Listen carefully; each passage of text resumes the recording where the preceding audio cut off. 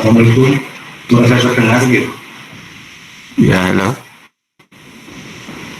Assalamualaikum. Halo Bapak. Oke. Waalaikumsalam warahmatullahi wabarakatuh. Sudah siap, Ji Pak? Iya. Oke. Bismillahirrahmanirrahim. Assalamualaikum warahmatullahi wabarakatuh. Alhamdulillahirabbil alamin. Wassalatu wassalamu ala Rasulillah wa ala alihi wa sahbihi ajma'in. Rabbi shrah sadri wa yassir li amri wahlul 'uqdatam min lisani yafqahu qawli. Amma ba'du. Yang pertama, marilah kita senantiasa panjatkan puji syukur kita kehadirat Allah Subhanahu wa taala atas limpahan rahmat, taufik kita, hidayahnya, hingga pada kesempatan baik ini kita bisa dipertemukan dalam rangka kajian Nuzulul Quran pada hari ini.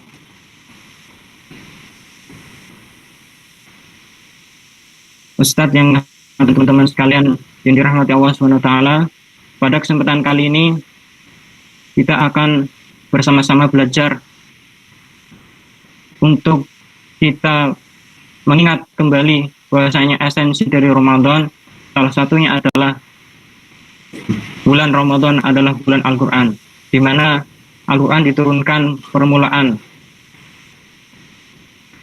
Pada kesempatan kali ini ada dua topik besar yang akan kita bahas, yang insya Allah nanti akan dijelaskan oleh beliau, Ustadz Jafnan. Yang pertama adalah bagaimana agar senantiasa berinteraksi dengan Al-Quran. Satu poin ini mungkin sangat penting bagi kita, terutama di dalam situasi yang berbeda dengan tahun-tahun sebelumnya. Maka dari itu perlu kita ketahui bagaimana kiat-kiat yang baik dalam menjaga interaksi kita kepada Al-Quran. Nah, kemudian yang kedua adalah momentum membumikan Al-Quran. Nah, di dalam Ramadan kita seharusnya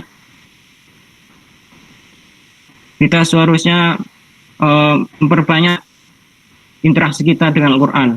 Maka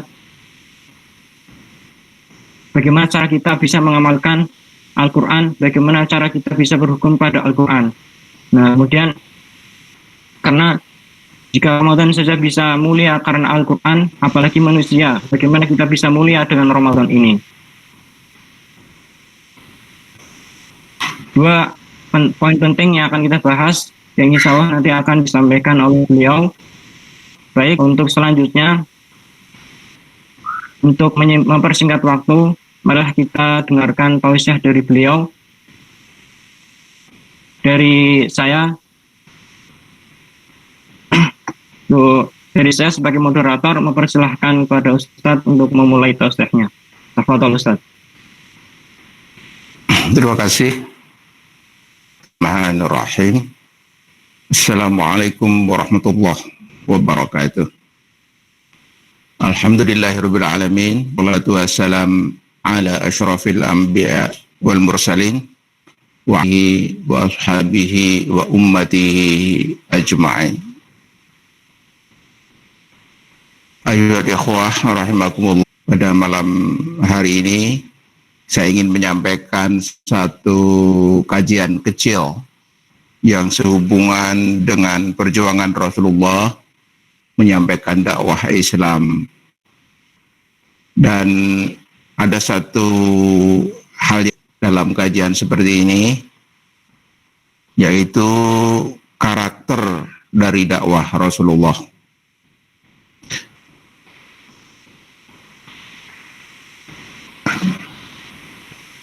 Page down. Nah, nggak bisa. Maaf. Jadi tidak bisa page down.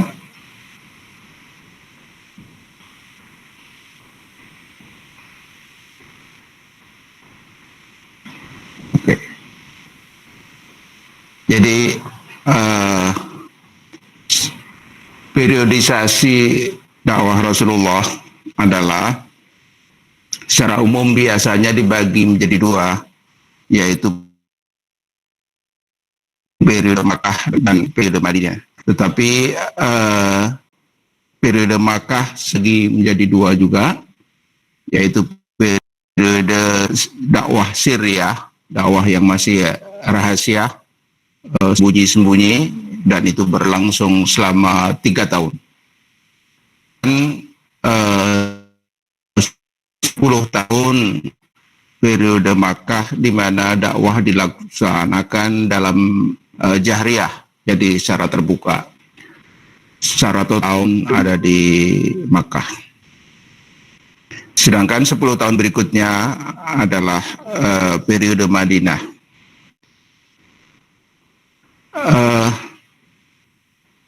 Ada bidang-bidang dakwah yang dilakukan oleh Rasul konsisten, yaitu ada 3 bidang.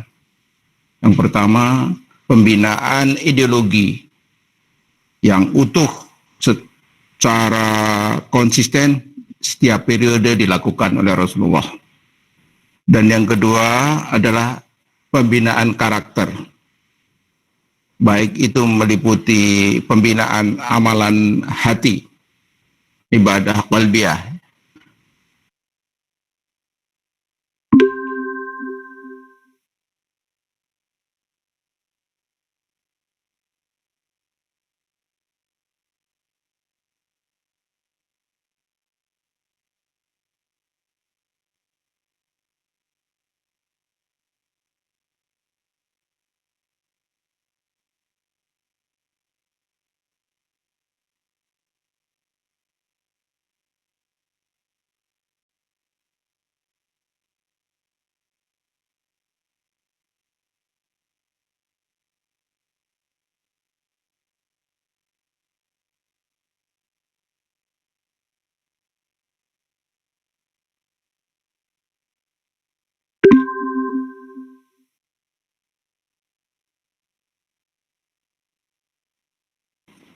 Jadi bisa dikatakan asas dari kurikulum dakwah Rasulullah adalah 3, yaitu Al-Quranul Karim, dan yang kedua adalah Al-Ilham Al-Khalis, yaitu ilham yang bersih yang disampaikan oleh Allah kepada beliau Nabi Muhammad secara langsung, dan yang ketiga adalah musyawarah bersama sahabat-sahabatnya.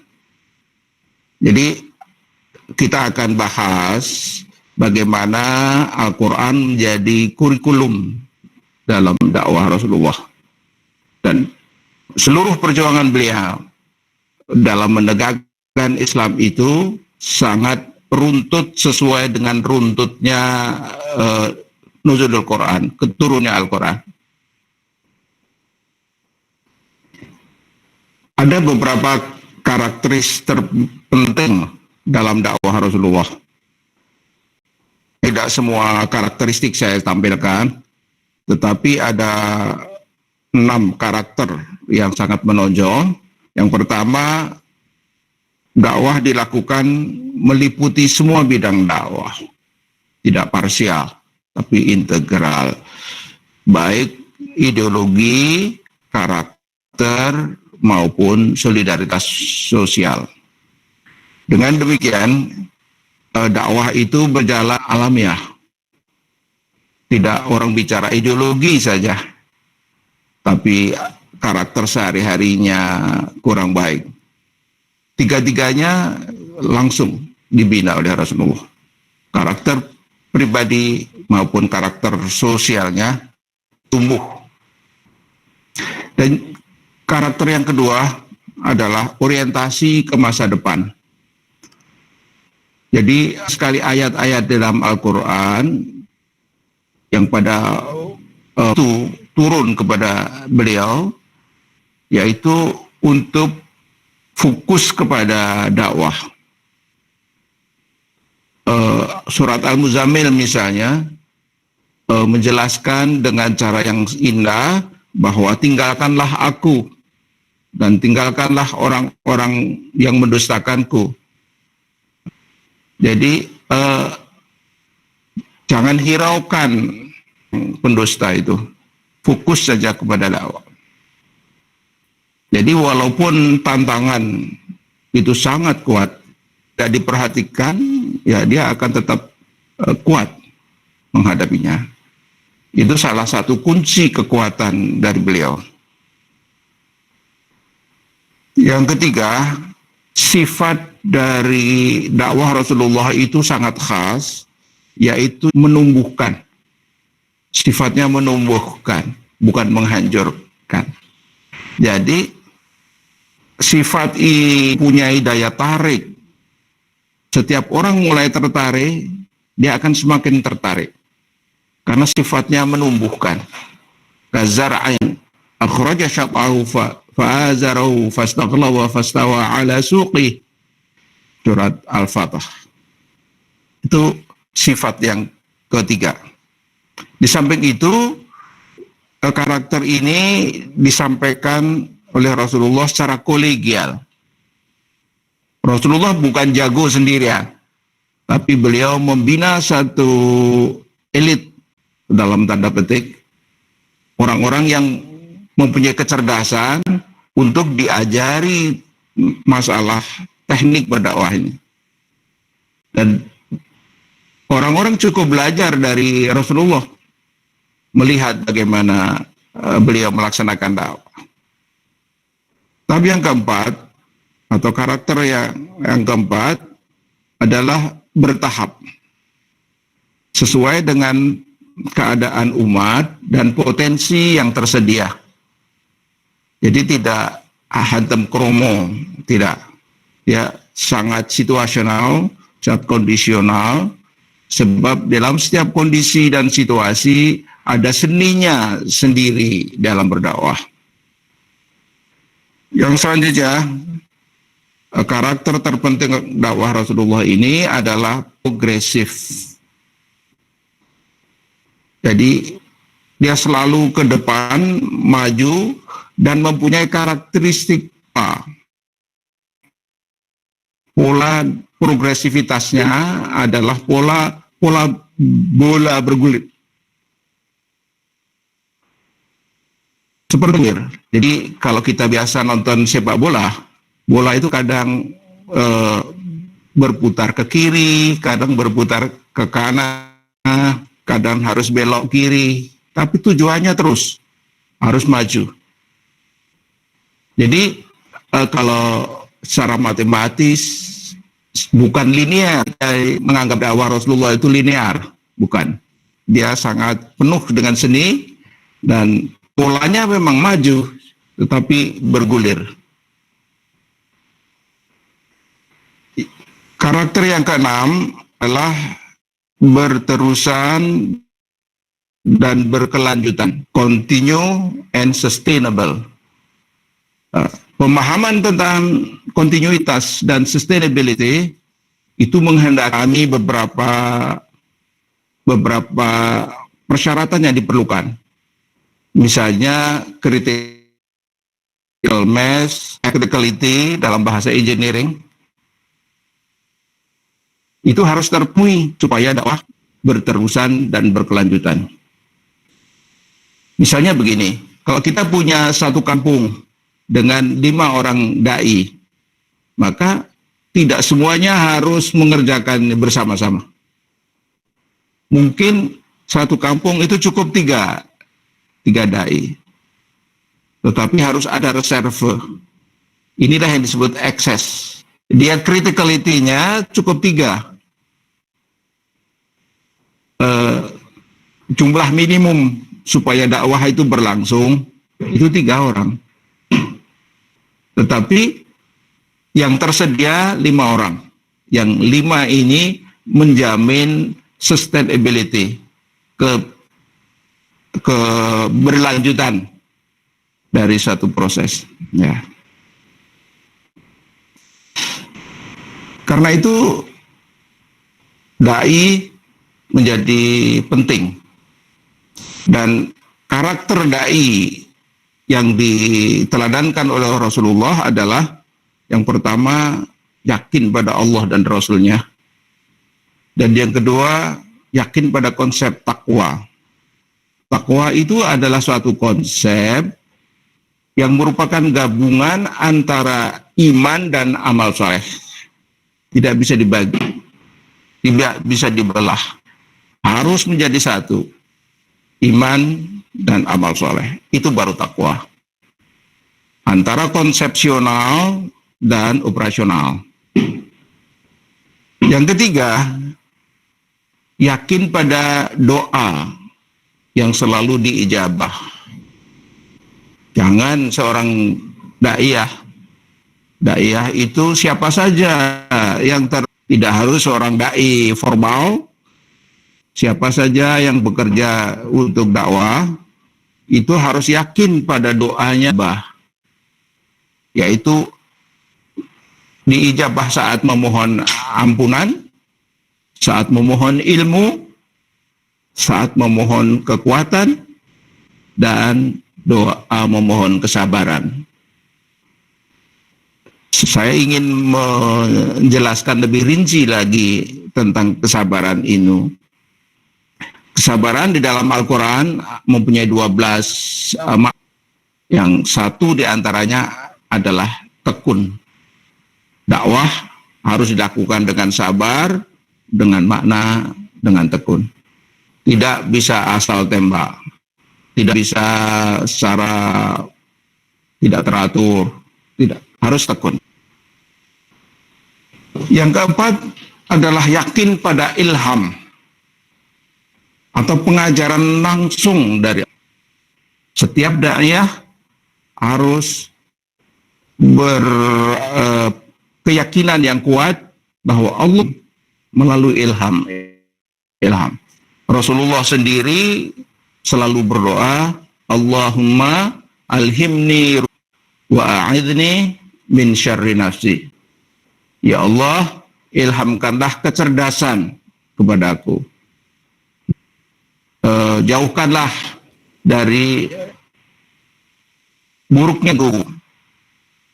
Ini adalah satu luar biasa doa yang selalu diucapkan Rasulullah menjelang peperangan. Yang kelima, seorang da'iyah harus membaiat diri sendiri berjuang di dunia dakwah. Dan yang keenam, ijabah ijabah doa kita ini harus kita yakini, termasuk kita titipkan anak istri kita kepada Allah. Biarlah Allah yang mendidik mereka. Biarlah Allah yang menjaga mereka. Kita doakan saja. Dengan demikian, ma'ayah Allah, campur tangan Allah akan hadir dalam keseharian kita. Dan terakhir, yang ketujuh adalah menjaga solidaritas. Menjaga solidaritas baik kepada sesama muslim maupun sesama dai. Inilah karakter yang terpenting dari seorang daiyah pada zaman ini. Hadirin, lalu dari mana Rasulullah itu mempunyai kreativitas yang begitu besar? Tadi sudah saya kemukakan bahwa asas dari kurikulum dakwah adalah 3, yaitu Al-Quran dan musyawarah. Nah, kita masuk pada yang pertama sebagai ilustrasi, yaitu beberapa analisa antara beberapa kata sabar dalam Al-Quran. Kata sabar diucapkan 103 kali dalam 93 ayat dan 45 surat. Tetapi ada beberapa kata yang patut kita cermati sehubungan dengan dakwah ini.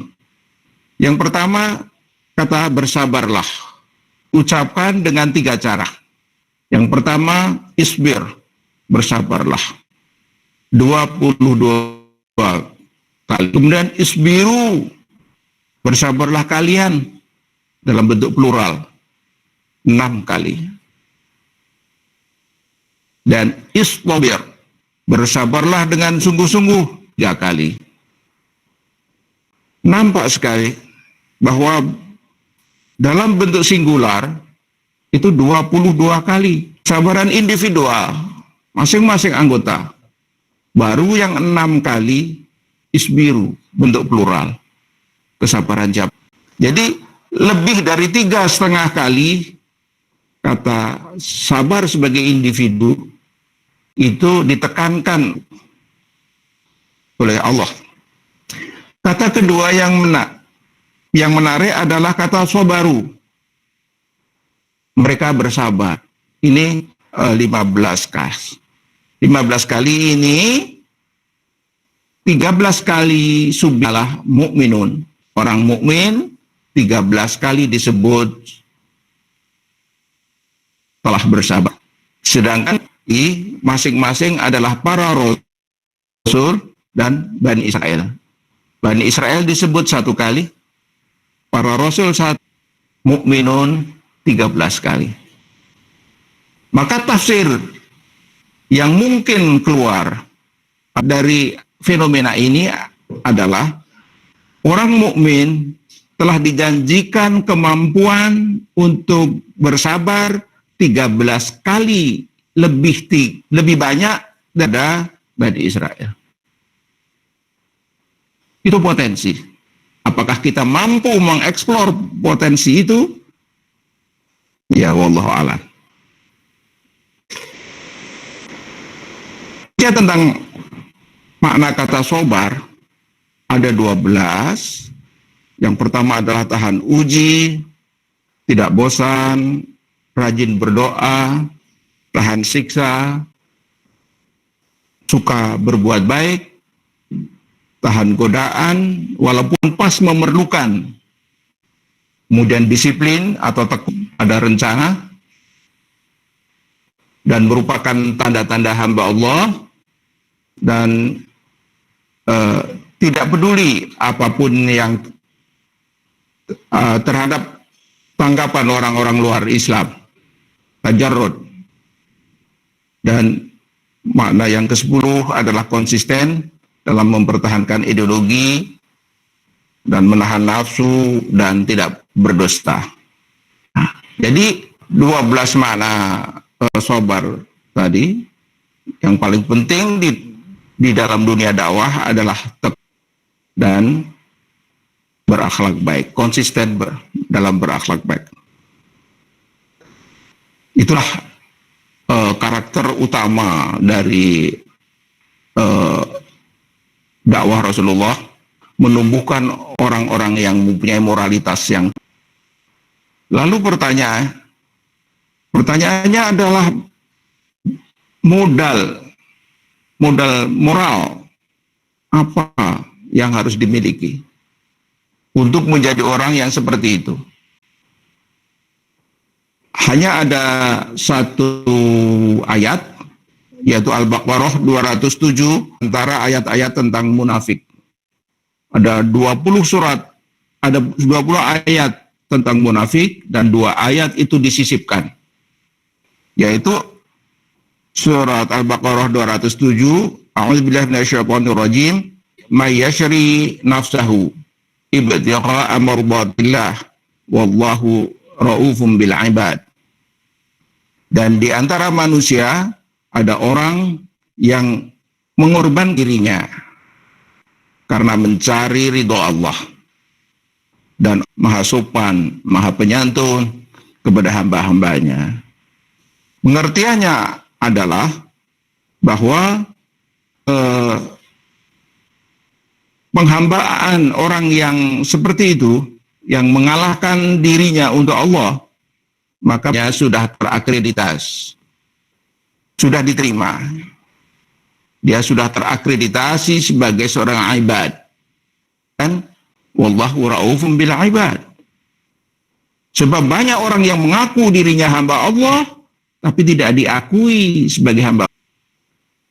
Sedangkan ayat ini jelas mengatakan bahwa sesiapa yang mengalahkan dirinya untuk ridha Allah, dia akan diakreditasi, dia sudah diterima sebagai hamba. Dan di samping itu, wallahu raufum bil ibad, Allah maha sopan. Artinya pada hambanya. Tidak mungkin akan dilalaikan. Tidak mungkin tidak disediakan keperluannya. Inilah hakikatnya. Sesudahnya ayat 208, ya ayyuhalladzina amanu udkhulu fis-silmi kafah wa la bi'u khutuwati syaitan innahu lakum aduwwum mubin. Masuklah ke dalam Islam. Keseluruhan kepribadian kita masuk dalam Islam. Seluruh diri kita mencelupan Islam. Baik fisiknya, sehari-harinya, maupun ruhiyahnya. Celup. Maka kesimpulannya adalah kita bisa menjadi orang yang kafah apabila kita telah mencapai atau mampu mengalahkan diri kita untuk Allah semata. Itu baru disebut kafah.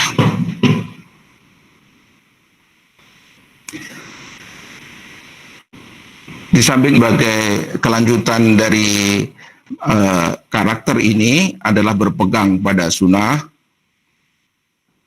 yaitu dalam Ali Imran ayat 31, surat Al-Ahzab ayat 21, dan surat Al-Mumtahanah ayat 4. Lalu pertanyaan yang paling penting, kurikulum Rasulullah di awal-awal itu apa? Secara rinci kita dapat merunutnya atau mentresnya dari surah-surah yang datang secara berurutan. Dari surah-surah itu kita dapat melihat bahwa itulah kurikulum dituntun langsung oleh firman. Misalnya surat Al-Qalam. Surat ini turun yang kedua. Setelah Iqra bismi rabbikal ladzi khalaq, yang terkenal itu turun surat Al-Qalam. Aneh, dalam surat Al-Qalam ini disebut 10 kali kata Rob, tapi tidak pernah dikata ilah. Tuhan disebut sebagai Rob, bukan sebagai ilah di dalam surat ini. Karena Rob itu lebih mudah difahami. Lalu apa konten dari surat Al-Qalam? Yaitu 1-7 menjelaskan jaminan Allah. Allah menjamin bahwa akhlak Nabi dan Nabi sehat jiwanya, bukan pasien penyakit jiwa. Dan karena itu apa yang dikatakannya adalah benar. Walaupun zahir ayat hanya menjamin keagungan akhlak dan kesehatan jiwa, ada pesan yang disertakan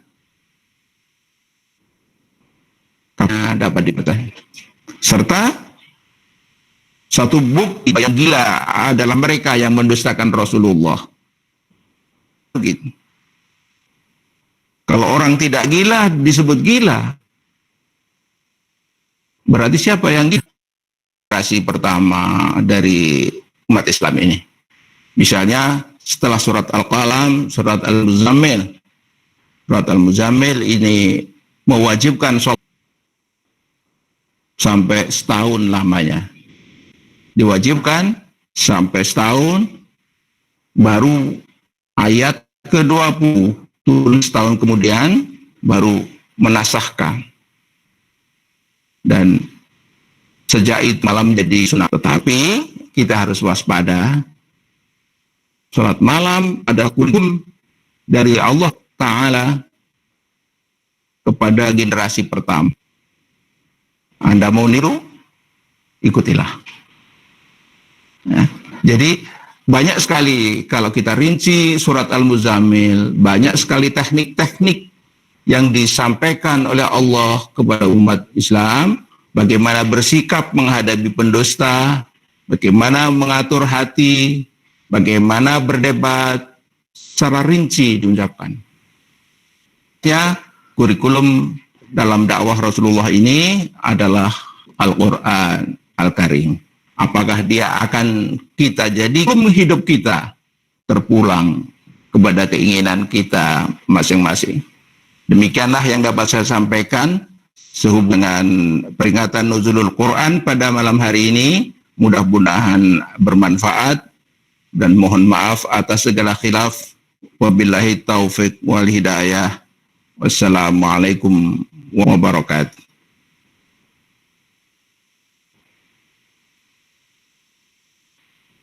Waalaikumsalam warahmatullahi wabarakatuh. Baik Ustadz, terima kasih atas penyampaian tausiahnya. Untuk berikutnya adalah sesi tanya jawab. Mungkin bagi teman-teman yang punya pertanyaan bisa menuliskan di kolom komentar. Dan sebelumnya akan saya review kembali sedikit kajian kita pada malam hari ini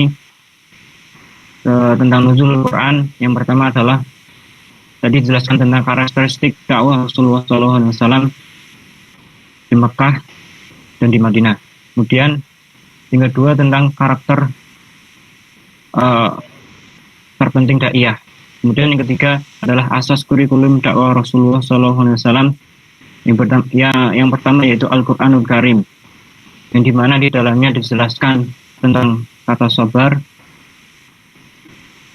dan penjelasan tentang Quran surah Al-Qalam yang ayat pertama sampai ayat 7 merupakan jaminan, kemudian ayat 8 sampai 10 larangan mengikuti pendusta.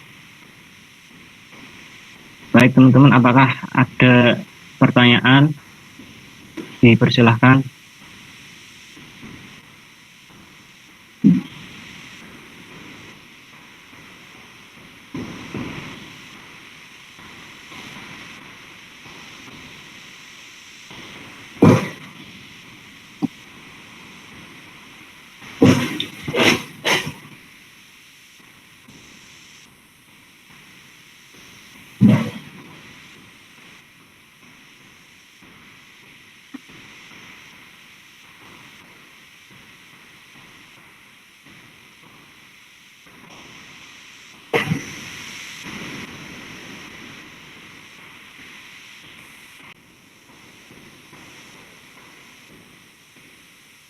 Oke, baik Ustadz, karena berhubung mungkin belum ada pertanyaan yang mau disampaikan, saya selaku moderator mengucapkan banyak terima kasih atas kesempatan Bapak di kajian kali ini.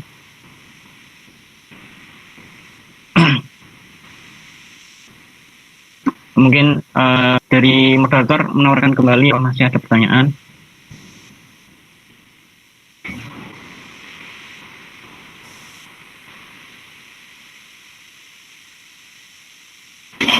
Kalau tidak ada, mungkin dari saya sendiri, Bapak. Saya ingin bertanya mengenai tadi kurikulum dakwah pertama Rasulullah SAW tentang Al-Quranul Karim. Nah, tadi cukup menarik di Quran surah Al-Qalam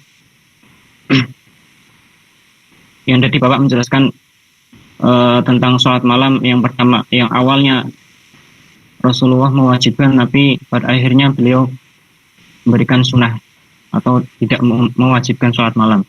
Nah, bagaimana cara kita mengaitkan perbedaan tersebut dengan sifat sabar yang telah Bapak jelaskan tadi? Terima kasih Bapak. Baik. Jadi surat Al-Muzammil, surat 73 itu datang setelah surat Al-Qalam. Dia terdiri dari 20 ayat. Yang 19 ayat pertama itu datang sekaligus, yaitu yang mewajibkan sholat malam. Ya ayyuhal muzammil qumil laila illa qalila. Wahai orang yang berselimut, bangkitlah untuk sholat kecuali sedikit.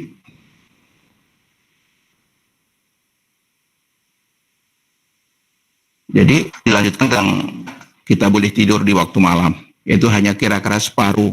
Kalau kita anggap waktu malam itu jam 8 sampai jam 4, kira-kira 8 jam, maka tidur hanya 4 jam. Oke, atau sedikit lebih, katakanlah 5 jam. Selebihnya ada untuk malam 3 jam. Berapa lamakah sholat malam kita? Kita bisa lihat sendiri.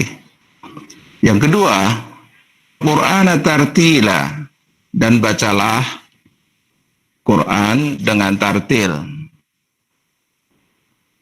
Para mufasir sepakat bahwa tartila di situ bermakna tafhima, dengan faham. Jadi membaca tartil itu maksudnya membaca pelan-pelan sampai faham, sambil memahami, sambil merenungkan maknanya. Bukan tartil berarti panjang pendek, bukan. Jadi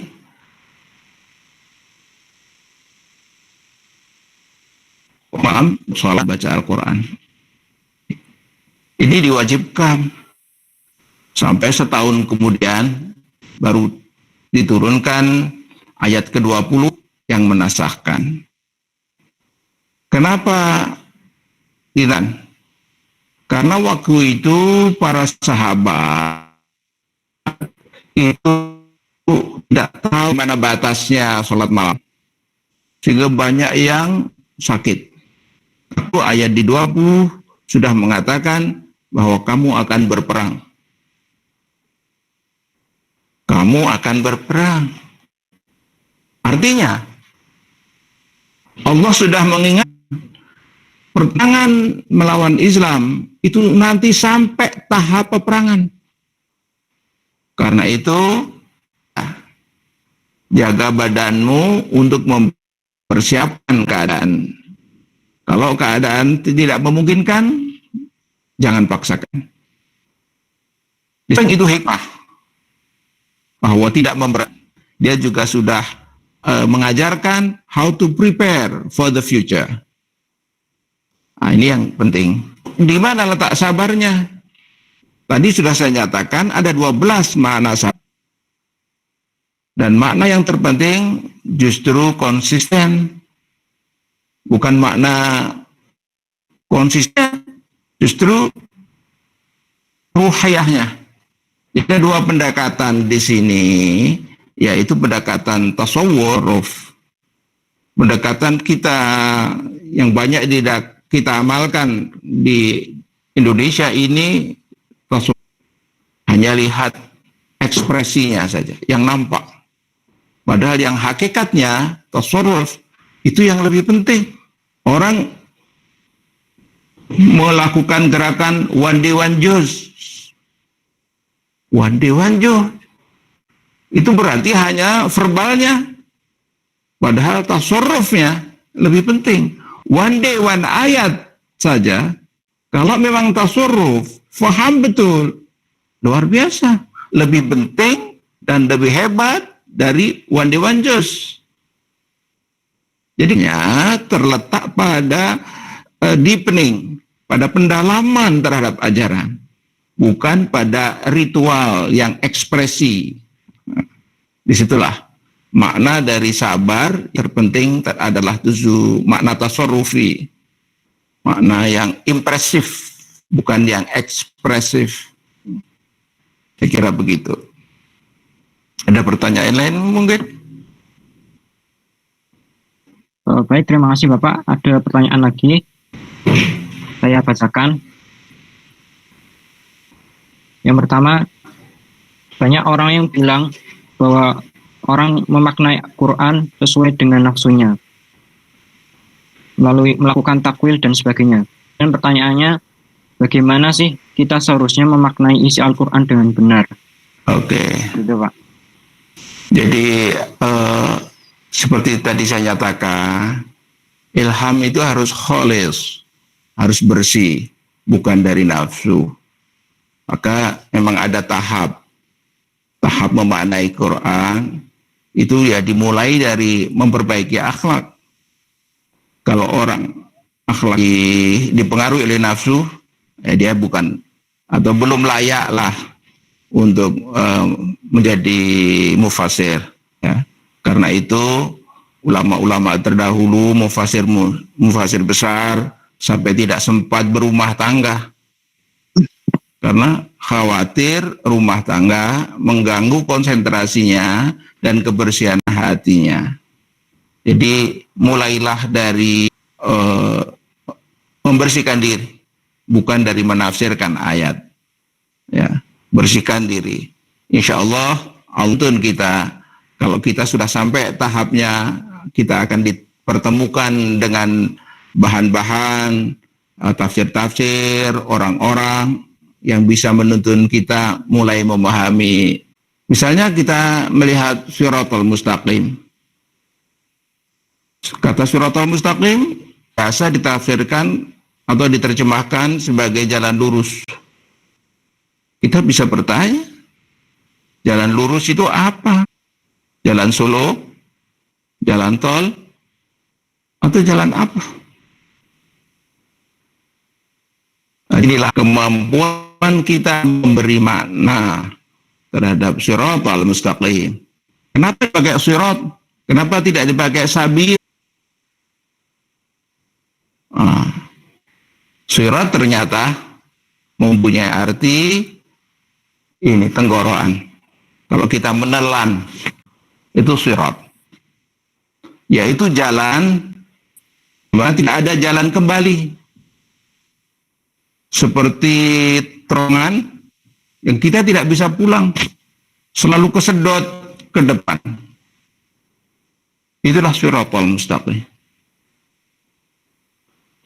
Jadi Shiratal Mustaqim, ya Allah tunjukkanlah saya pada jalan di mana saya tidak akan pulang kembali ke kafiran dan akan selalu maju walaupun kebanting-banting berdarah-darah, saya selalu maju. Karena itu digunakan Shiratal Mustaqim, bukan sabilul. Nah, misalnya ya, tidak bisa keluar. Kalau sabil masih bisa tergelincir keluar. Tapi simbolik dari sirat adalah terowongan, nggak bisa.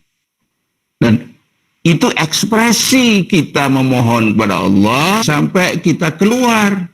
Karena itu kita gambarkan bahwa jalan hidup kita adalah terowongan. Baik Ustadz, terima kasih atas penjelasannya.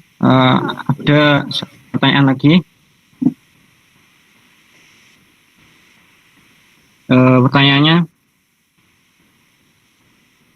tadi disebut di penjelasan Bapak terkait dengan akreditasi. Kaitannya dengan keadaan sekarang ini di daerah kami, akan tetapi ada yang sholat di rumah, baik fardu, tarawih, dan Jumat. Yang lain tetap sholat fardu, tarawih di masjid, karena merasa aman dan lebih dekat dengan Allah. Kemudian pertanyaannya, apa yang terakreditasi dari dua golongan tersebut? Begitu. Terima kasih. Jadi tadi masalah akreditasi itu ya, bagaimana kita mengimani kepada Allah. Sedang pertanyaan tentang tarawih tadi itu syariah ya, sudah amaliyah, fikih. Nah, di dalam Quran, dalam Islam itu syariah itu prinsip darul asid ala hidayah lebih diutamakan dari mendapatkan manfaat. Nah, ada yang berpendapat bahwa ini punya risiko untuk terjangkit. Karena itu dia tidak pergi tarawih. Silakan. Atau yang mengatakan nggak ada risiko, maka saya pergi tarawih. Monggo. Jadi tidak perlu dipertentangkan. Di mana konsistensi kita adalah pada saat menjaga persahabatan, menjaga ukhuwah, persaudaraan. Karena menjaga persaudaraan itu wajib. Sementara masalah ini masalah sunat. Wong arwah saja nggak apa-apa kok. Kan cuma sunat.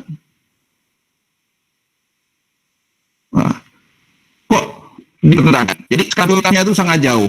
Jadi toleran saja dalam hal yang furu seperti furu itu cabang. Untuk hal-hal yang cabang-cabang, yang kecil-kecil, oke, boleh berbeda pendapat. Nah, ada ulama yang mengatakan bahwa rahmatul ummah bi ikhtilafil a'immah, ada rahmat Allah yang diberikan kepada suatu umat dengan perbedaan pendapat. Kita menjadi toleran. Masing-masing mendalami pendapatnya, mendiskusikan, tapi tidak mempertentangkan.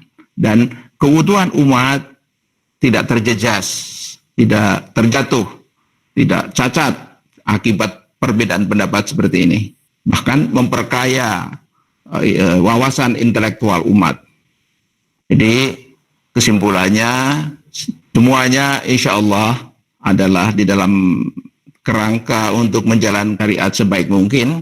Jadi tidak perlu dipertentangkan. Boleh jadi satu benar, boleh jadi dua, boleh jadi keduanya benar. Ya, itulah Islam.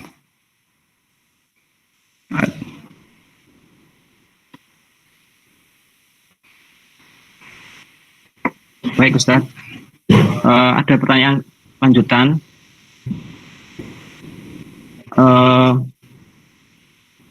Dengan situasi sekarang Ustaz, kita mungkin lebih banyak dengan himbauan ulil amri dibanding dengan perintah Allah, sesuai dengan keadaan sekarang. Kemudian pendapat Bapak seperti apa tentang hal seperti itu? Mohon diulangi. Ya. Untuk keadaan sekarang, kan kebanyakan masyarakat lebih taat kepada himbauan ulil amri dibanding dengan perintah Allah seperti di surat An-Nisa ayat 59. Pertanyaannya, bagaimana pendapat Bapak terkait dengan hal tersebut? Oh, ya. Jadi ini agak sulit ya. Karena di dalam Al-Quran itu ulil amri itu harus minkum, bukan minhum, ya, ulil amri. Tapi ada satu asas bahwa kita itu menjadi rahmatan dalam apapun keadaannya. Jadi kita tidak layak mempertentangkan dengan semangat pecah belah. Kita kan disuruh bersatu di seluruh dunia lagi. Baru se-Indonesia saja kita sudah membicarakan pertentangan. Ini auranya kurang bagus lah. Jadi saya sebagai engineer ya, dan juga saya mempelajari sedikit tentang kesehatan. Sebenarnya di dalam tubuh manusia yang berproses membuat semua bahan enzim, apalagi bahan-bahan kimia, itu siapa? Selama ini kita black box mengatakan pankreas membuat insulin, tapi siapa yang membuat di dalam pankreas itu? Teori yang terbaru membuktikan bahwa yang bekerja itu adalah virus atau bakteri atau mikroba. Secara umum kita sebut mikroba. Jadi mikroba itu dapat meningkatkan daya tahan manusia. Itu makhluk Allah. Dan anehnya, kalau kita sampai tahap ketenangan yang tinggi, nah, maka ada enzim yang mengeluarkan hormon endorfin. beta endorfin. Beta endorfin itu akan meningkatkan daya tahan tubuh. Karena itu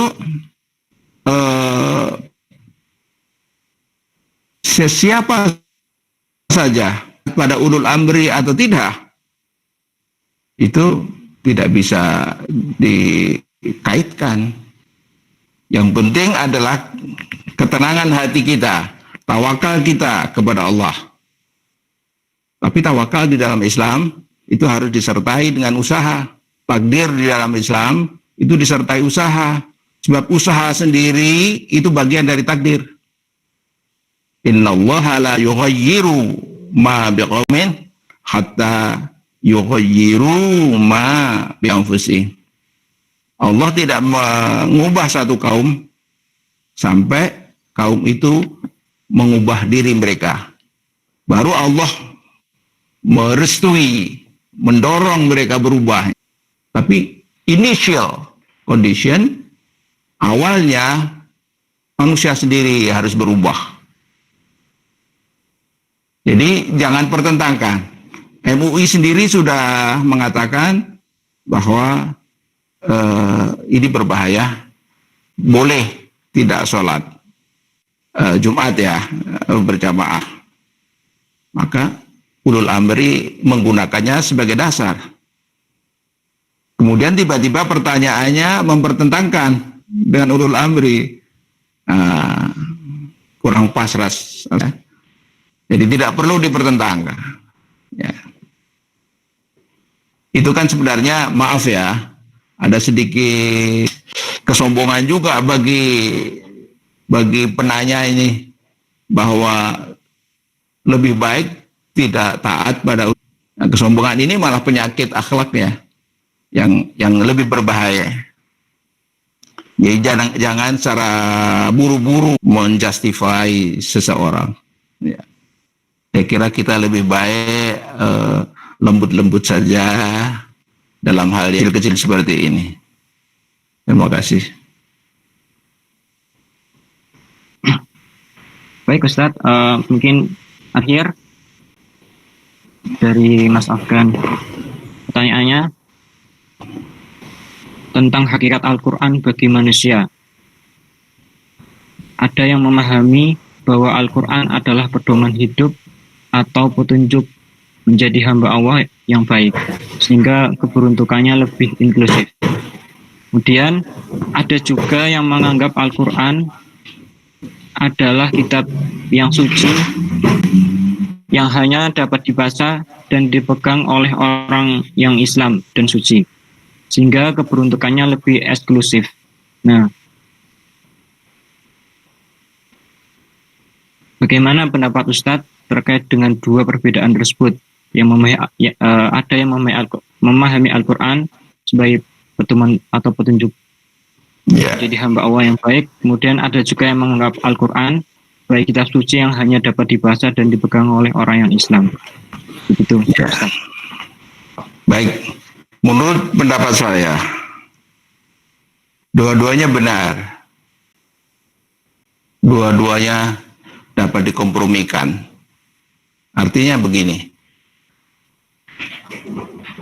Al-Quran kalau dia dilembagakan dalam suatu peraturan perundangan katakanlah dan dilaksanakan walaupun bukan oleh orang Islam, maka dia akan mendapat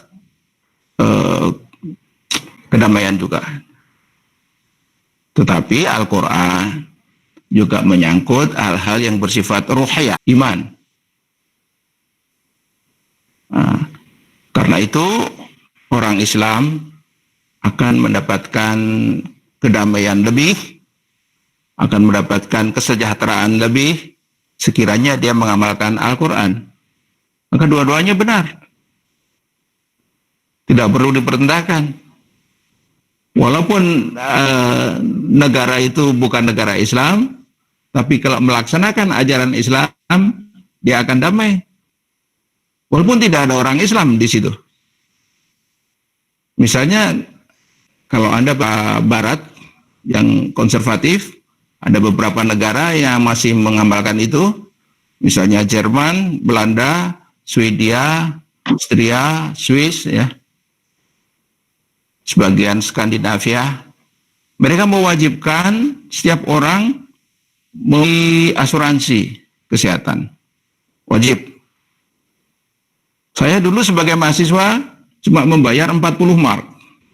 Tapi profesor saya membayar hampir 1.000 mark. Subsidi silang. Wajib. Orang masuk Jerman, dia memanage bangsanya atau rakyat, bahkan penduduknya, tetapi dengan cara ya Islam. Siswa bayar murah, profesor membayar mahal, dan semuanya sehat. Pada saat seseorang kehilangan kerja, misalnya seorang supir, hari itu dia dipecat, dia tidak dapat kerja. Jam 5 pagi pergi ke kantor tenaga kerja, cari kerja. Kalau sampai jam 8 atau jam 9 tidak dapat kerjaan, dia akan mendapatkan satu kupon untuk membeli bahan makanan. Telur, tepung, gandum, sama beberapa sayuran. Seharga 10 mark. Cukup untuk hidup. Kenapa? Waktu saya tanya, kenapa Jerman begitu murah memberi uang kepada rakyatnya yang dapat kerja? Jawabnya apa? Daripada mereka jadi kriminal, lebih baik pemerintah kehilangan uang. Rakyat yang kriminal itu begitu